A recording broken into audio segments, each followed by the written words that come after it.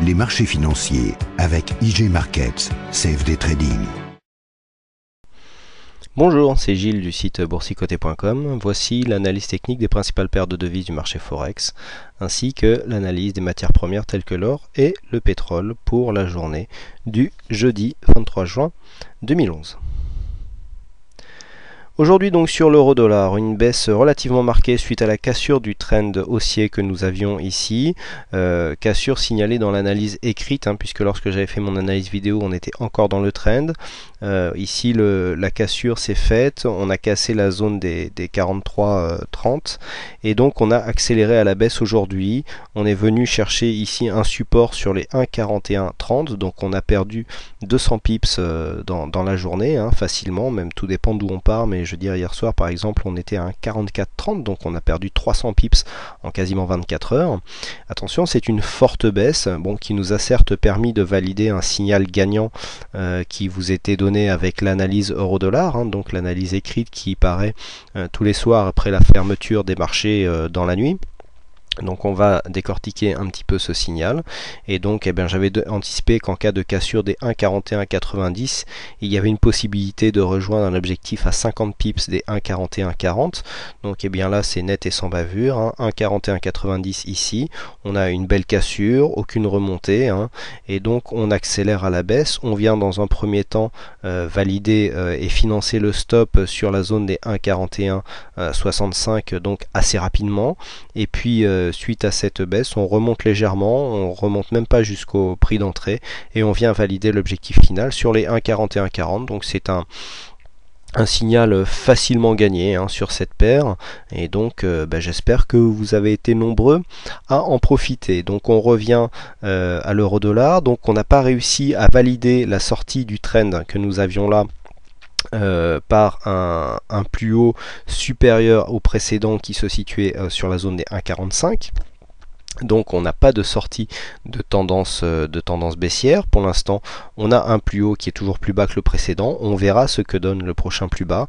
Là pour l'instant on arrive à avoir une zone de survente qui est moyenne, je dirais, puisque le RSI nous laisse encore un petit peu de marge. On n'a pas encore de phase de retournement au niveau du MACD, donc on pourrait encore casser ce support et venir sur le support en dessous qui est sur les 1,4050. On a une tentative de rebond là pour l'instant sur la bougie actuelle. Pour l'instant pas vraiment de gros signes de retournement, on est en train de marquer un beau biais baissier, et donc si on venait à marquer un plus bas inférieur à la zone des 1,4070 qui correspond au plus bas ici 1,4074 de cette précédente phase baissière, on repasserait, donc on resterait en flux baissier donc sur l'euro-dollar, puisque les plus hauts et les plus bas seraient toujours de plus en plus bas. Donc on a fait une tentative de sortie ici du trend baissier, mais qui n'a pas été conforté, puisqu'on n'a jamais réussi à passer dans une zone supérieure ici à la zone des 1,45. donc on conserve le biais baissier. Attention, si on a un rebond qui part plus haut qui part de cette zone et qui part plus haut que la zone des 1,4440 que nous avons là, et bien dans ce cas là on pourrait valider un changement de tendance, mais qui ne serait pas porté ici initialement par ce trend haussier. Donc à surveiller, pour l'instant on est dans une zone d'incertitude. Ceux qui ont pu profiter de la baisse sur ce mouvement, c'est très bien, mais là il est un peu tard pour prendre le train en route. On passe tout de suite au câble. Alors très intéressant ce qui se passe sur le câble aujourd'hui, puisque je vous avais dit qu'en cas de cassure ici de la zone de bas de trend, on changerait de dynamique, mais en accélérant à la baisse. Alors c'est tout à fait ce qui s'est passé. Pour cela je vais vous tracer maintenant les droites dynamiques qui correspondent à ce nouveau mouvement. Donc si on trace ici une résistance qui passe par les deux précédents plus hauts, on s'aperçoit que nous avons une accélération, puisque nous étions avant dans un trend qui était un peu moins dynamique. Alors je vais bien vous montrer comment je vais la démarquer un petit peu. On va prendre une autre couleur juste pour vous donner une indication supplémentaire. Voilà, là on voit donc que c'est la résistance baissière qui passe par ces deux plus hauts, et si on reporte cette droite sur les plus bas, on essaye de trouver des points de contact, on se rend compte que finalement c'est cette droite. Vous voyez, on a déjà un point bas ici, on a déjà un plus haut ici, vous voyez, hein, là on a un plus haut, là on casse, on vient passer des points bas, et puis finalement on se rend compte que les plus bas, vous voyez, là une phase de retournement. Alors je dis toujours, il faut toujours corréler les phases de retournement de tendance avec les indicateurs. Là on a un retournement sur un plus bas, un retournement à la baisse sur un plus haut, un très visible ici, là on vient chercher un retournement ici sur les plus bas, et là encore une phase de retournement. Bon, elle est un peu moins nette, hein, celle-là, puisqu'on avait eu beaucoup plus d'hésitation, et donc là on vient retester le bas du canal et on a une phase de retournement. Alors attention, la bougie n'est pas clôturée, il faut attendre la clôture de la bougie pour valider, mais là on voit bien que depuis maintenant quelques temps, en fait, le trend a changé au niveau du câble, et donc nous sommes bien dans une tendance baissière, et donc eh bien, ce que je vous disais hier sur la cassure du précédent trend, hein, dans lequel nous étions, eh bien, nous avons accéléré à la baisse, nous avons changé de trend, et donc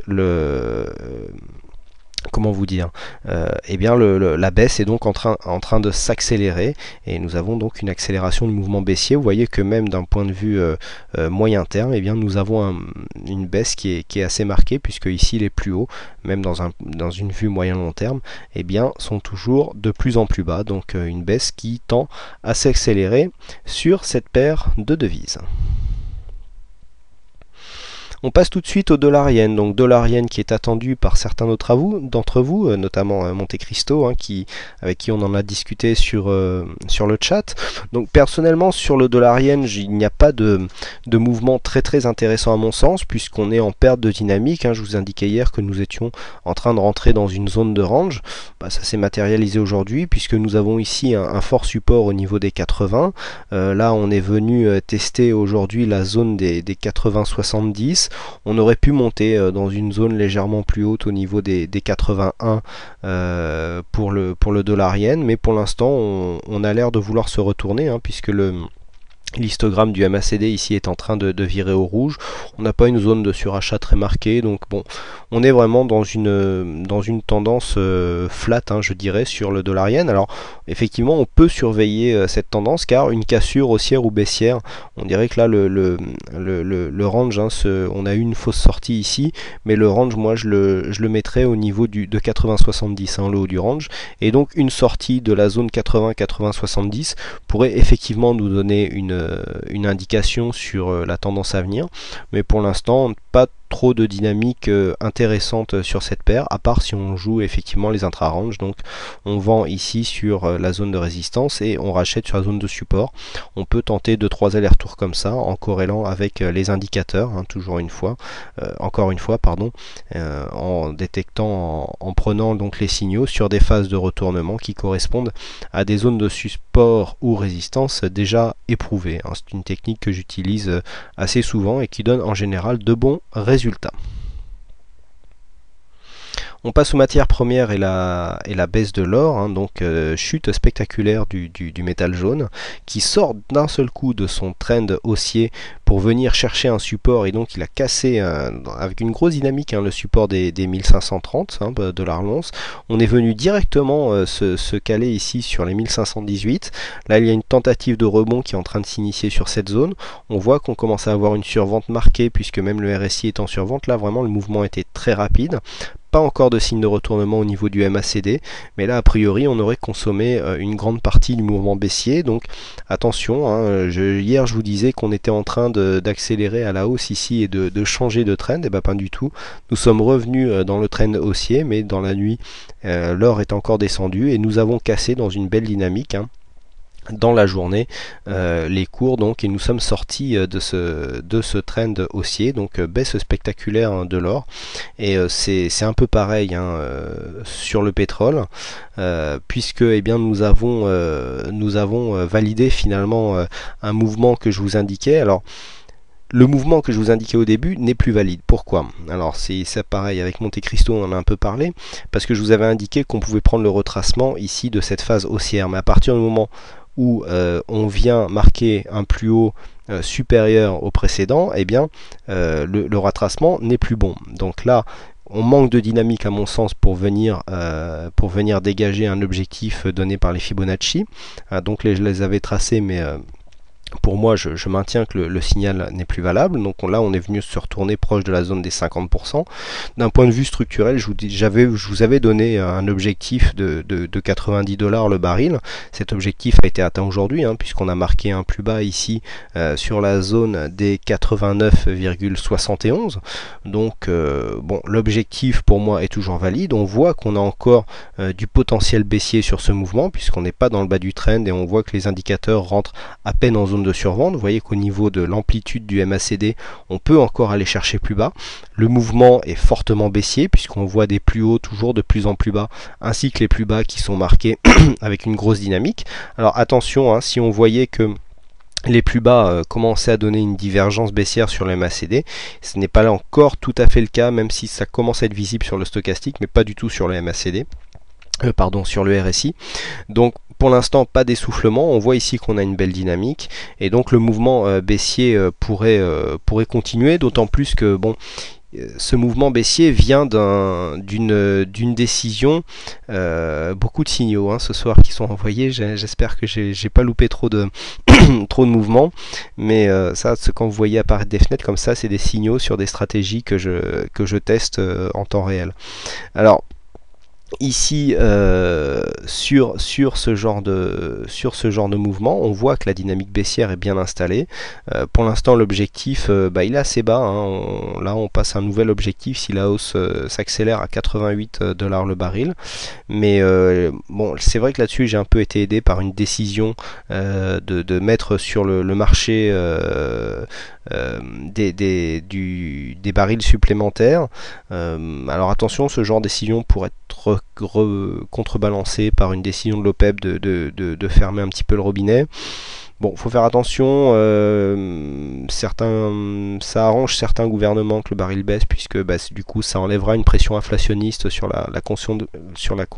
sur les ménages, et donc ça pourrait relancer quelque peu la consommation des ménages.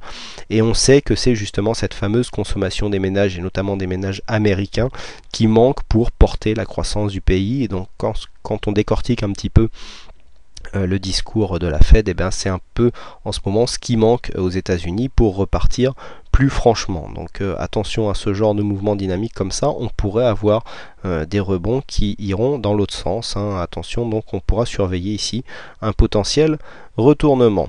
Voilà donc ce que l'on peut dire sur ces principales analyses de valeurs forex et matières premières. Il ne me reste plus qu'à vous souhaiter à toutes et à tous une bonne soirée, bonne chance dans vos trades, et je vous donne rendez-vous dès demain. Les marchés financiers avec IG Markets, CFD Trading.